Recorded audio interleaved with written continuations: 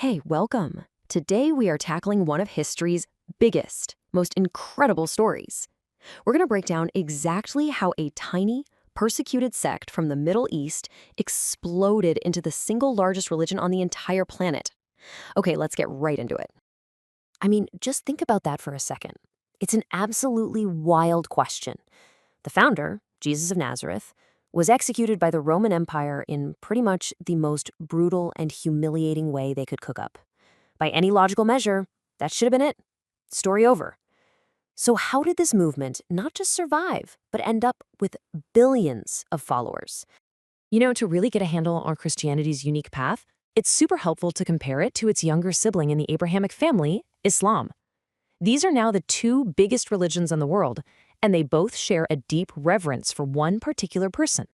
And right here, this is the fundamental fork in the road. For Christians, Jesus is divine, the Son of God who was crucified and came back to life.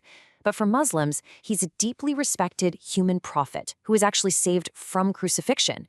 This one absolutely critical disagreement about who Jesus was, well, it sent these two massive religions on totally separate journeys through history. So, what was the secret sauce? What actually powered Christianity's incredible expansion?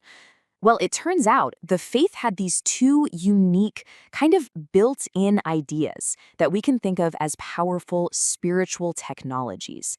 These were not common in the ancient world at all, and they created an unbelievable engine for growth. Okay, so the first piece of tech was actually an inheritance from its parent religion, Judaism. It's this idea of a jealous God, a God who demands you worship only him. Now, this was revolutionary. In a world where everybody worshiped tons of gods, this created incredible resilience. If you can only worship one god, you can't just get absorbed into other cultures. Your kids aren't going to wander off to worship the local river god. It gives you a powerful competitive edge. But it's this second piece of tech that really put the whole thing into overdrive.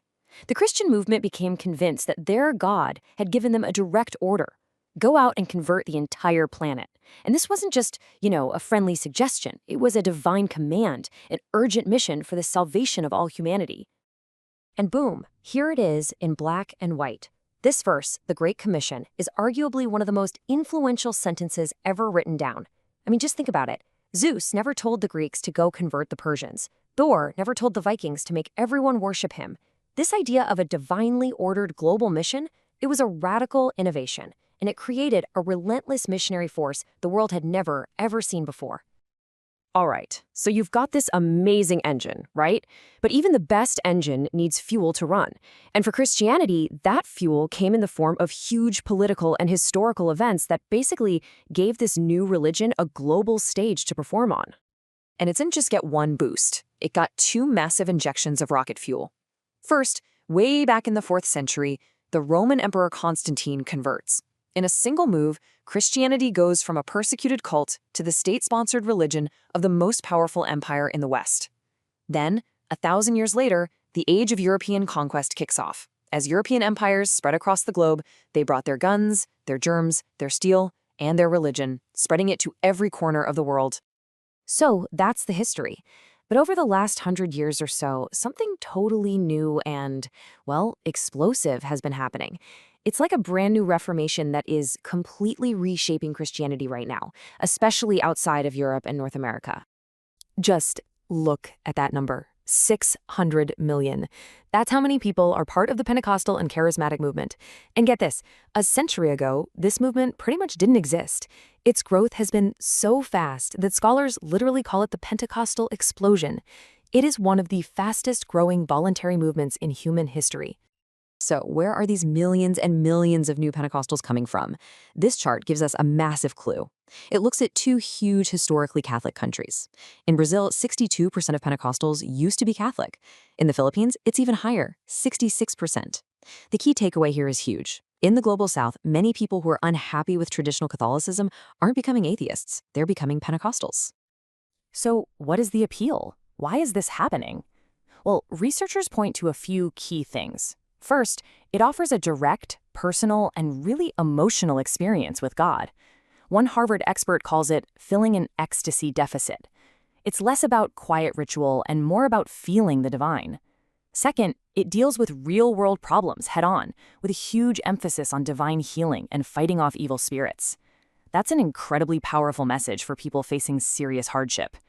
And finally, it creates this incredible, all-consuming passion to spread the word, which turns every new convert into another enthusiastic missionary. It's a self-fueling engine of growth. So let's put all the pieces together. When you combine those ancient spiritual technologies with this explosive modern trend, the picture of where this religion is headed becomes crystal clear. Here's the bottom line. The heart of global Christianity is not in Europe anymore. It's not in North America. The center of gravity has made a decisive shift south. The future of the world's largest faith is now being written in cities like Lagos, Sao Paulo, and Manila. And that leaves us with one fascinating and pretty provocative final question. Remember those two spiritual technologies we talked about at the beginning? A jealous God and a divine command to convert the world? Well, the world's second largest religion, Islam, has that exact same engine built in.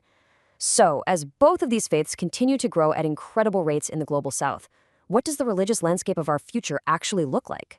Now that is something to think about.